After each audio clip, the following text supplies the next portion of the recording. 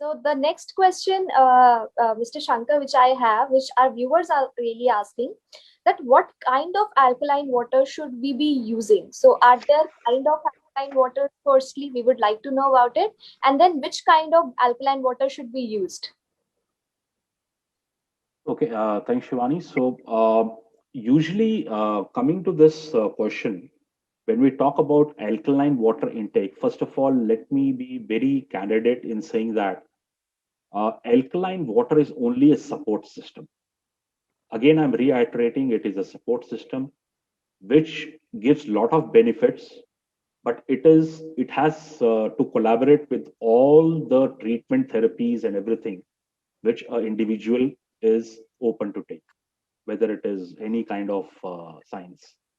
So, in terms of the kind of alkaline water, the recommendations what we have or we have experienced is the World Health Organization says that any individual can take a water of TDS level up to 300.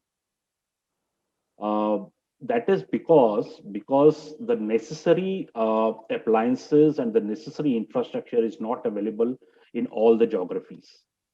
So wherever the necessary infrastructure and appliances are available, what we recommend for a best scenario case, the TDS has to be between 60 to 150. The pH value has to be between 8.5 to 9.5.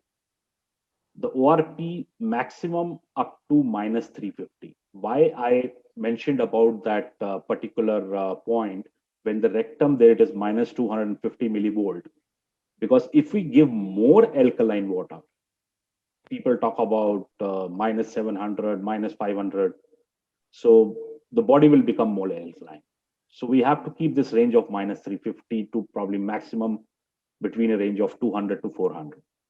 Then comes the microclustering, 5 to 8 clusters. And then a very, very interesting thing happens when ionization is there is the hydrogenated water.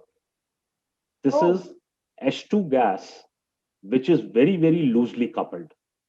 And in the periodical table of chemistry, hydrogen gas is a particular element which has very, very loosely coupled electrons.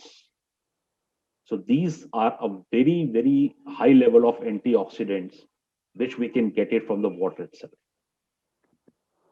because it's all about balancing of atoms.